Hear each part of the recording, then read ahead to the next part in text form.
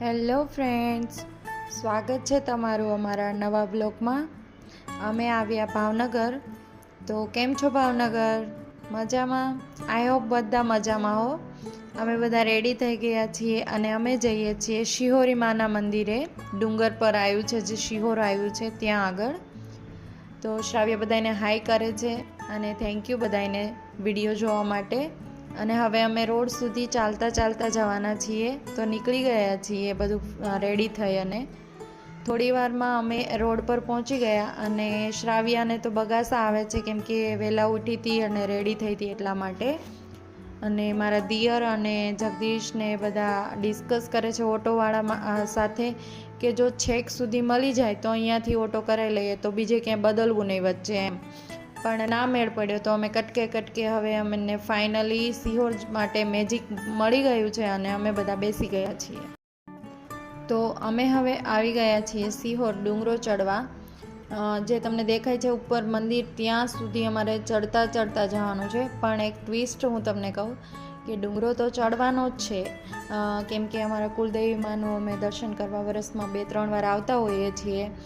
તો ડુંગરો ચડવાનો છે, પણ મારે માનતા છે સાથિયા કરવાની, મતલબ કે પગથિયે સાથિયા બનાવતું જવાનું છે. આઈ થિંક 700થી 800 પગથિયા હશે. એ બધા પગથિયા પર સાથિયા બનાવવાના છે. તો મેં શરૂઆત કરી દીધી છે અને બધા ડુંગરો ચડવા મળ્યા છે. એ લોકો થોડા આગળ જઈ અને મારી રાહ જોવે ત્યાં સુધી એ લોકો આરામ કરે અને હું ધીમે ધીમે બધા પગથિયા પર સાથિયા બનાવતી જાઉં છું. શ્રાવ્યા અને મામીજીને મારા દિયર અને મારા નણંદને એ લોકો આગળ મારો વેઇટ કરે અને હું ધીમે ધીમે જાઉં છું. તો મેં આજે થોડી સ્પીડ રાખી હતી કેમ કે બપોર થઈ ગયા હતા અને વાતાવરણ બી વરસાદ જેવું હતું, તો હું થોડી સ્પીડમાં જતી હતી. હું સાથિયા બનાવતી જતી હતી અને જગદીશ શ્રાવ્યાને બધા રમાડતા હતા વારાફરતી. મારા દિયર છે, નણંદ છે, મામીજી છે, બધા વારાફરતી રમાડતા જતા હતા. અને શ્રાવ્યાને બી મને હેરાન નથી કરતી, એ બી બધા જોડે રમતી હતી, છેક સુધી રમે જ છે હજી. એના પપ્પા જોડે બી મસ્તી કરતી હતી. અને એમને જે વિડીયો શૂટ થતો હતો એટલે કહેતી હતી કે મારો ફોટો પાડે છે એમ. તો ફ્રેન્ડ્સ, કન્ટિન્યુ જોતા રહેજો. અને અહીંયાથી જુઓ તમે કેટલો મસ્ત વ્યૂ આવે છે. હું અડધે પહોંચવા તો આવી ગઈ છું હવે, તો તમે જોતા રહેજો.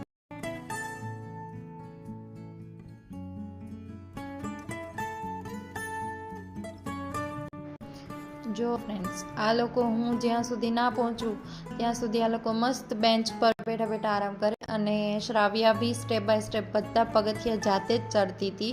મારા નણંદ બી જો હતા. અને ઓલમોસ્ટ અમે અડધે પહોંચવા આવી ગયા છીએ. અને હવે થોડી વારમાં અમારે અડધું ડુંગર ચડી જશું. 1 કલાક જેવું થયું અને અમે ડુંગર ચડી ગયા છીએ. અને શ્રાવ્યા હજી થાકી નથી, મતલબ ચાલે જ છે એની રીતે. તો ફ્રેન્ડ્સ, જો તમે સિહોર ભાવનગર આવ્યા હોય તો ત્યાંથી 20 કિલોમીટર અરાઉન્ડ થાય છે. અને ડુંગર છે, મસ્ત વ્યૂ બી છે અને એટમોસ્ફિયર બી બહુ મસ્ત છે અહીંયા. હવે આપણે એટલું જ બાકી રહ્યું છે.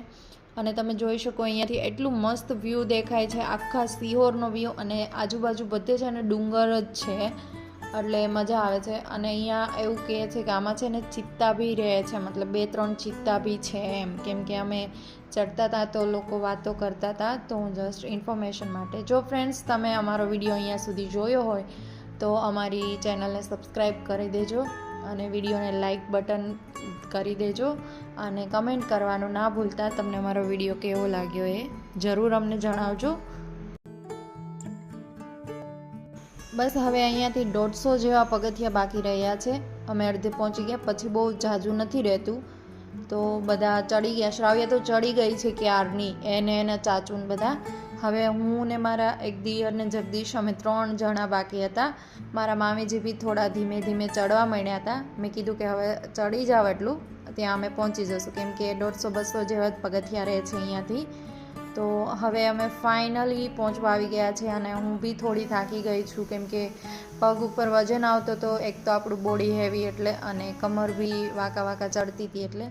અરાઉન્ડ 2 અવર્સ જેવું થયું અને અમે મંદિરે ફાઇનલી પહોંચી ગયા છીએ. બાપુને બોલાવી લીધા હતા તો એ બી આવી ગયા છે. અને હવે અમે એમને, મારે ચાંદીનું છત્તર ચડાવવાનું હતું મારી કુલદેવી માને, તો એ ચડાવવા માટે હું અંદર ગઈ હતી. પછી બધા મસ્ત દર્શન થયા હતા, કેમ કે કોઈ દિવસ અંદર અમને ગર્લ્સને અલાવ નહોતું, પણ આ વખતે મારી માનતા હતી એટલે અંદર અમને જવા દીધા હતા દર્શન કરવા. બાકી અંદર કોઈ દિવસ મંદિરના નથી જતી. તો મસ્ત દર્શન થયા. પહેલી વાર એકદમ નજીકથી માતાજીના દર્શન કર્યા એવી ફિલિંગ આવતી હતી અને મારી માનતા બી પૂરી થઈ ગઈ હતી. અને હજી એક ટ્વિસ્ટ છે કે મારે છે ને હવેથી ઢોસો ખાવા મળશે. મારે ઢોસાની ભાઈ બાધા હતી અને અહીંયા પ્રસાદની બી વ્યવસ્થા હતી અને પ્રસાદી શરૂ હતી, મતલબ કે દાળ ભાત શાક રોટી પૂરી લાપસી એવું બધું મતલબ પ્રસાદીમાં હતું. તો અમે એમને બાપુએ કીધું કે બધા પ્રસાદી લઈને જજો. તો પછી અમે પ્રસાદી બી લેવા બેઠી ગયા અને બપોરનો ટાઈમ હતો તો ભૂખ્યા બી થયા હતા. તો બધાએ મસ્ત પ્રસાદી લઈ લીધી. ફ્રેન્ડ્સ, પ્રસાદી લીધા પછી હું તમને બતાવું, અહીંયા વ્યૂ બહુ મસ્ત વ્યૂ છે. હું અહીંયા એ જ કહેવા માગું છું કે મસ્ત વ્યૂ છે અહીંયાથી. અને વાતાવરણ બી એટલું મસ્ત હતું, વાદળા હતા, બારિશ આવવાનો ટાઈમ હતો. મને એવું લાગે કે અમે ઘરે પહોંચશું ને રિટર્નમાં તો પલ્લી જવાના છીએ. અને જગદીશ કહેતા હતા કે મસ્ત વ્યૂ છે અને અહીંયાથી નજારો બી બહુ મસ્ત દેખાતો હતો. તો ફ્રેન્ડ્સ, જો તમે સિહોર જાઓ તો એકવાર જરૂરથી ડુંગરો ચડજો. બહુ મસ્ત મજા આવે એવો ડુંગર છે. તો અમારા વિડીયોને લાઈક કરી દેજો અને કમેન્ટ સેક્શનમાં જઈને બતાવજો. જો કોઈ અહીંયા ગયું હોય તો જણાવજો કે એમનું ફીડબેક આપજો કે કેવું રહી તમારી ટ્રીપ, કેમ કે અમને તો બહુ મજા આવે છે અને મને તો બહુ સ્પેશિયલ બહુ મજા આવે છે. અહીંયા જવું બહુ ગમે છે, તો હું તો અહીંયા અવારનવાર જતી જ હોય છું. તો ફ્રેન્ડ્સ, મળીએ નવા બ્લોગમાં.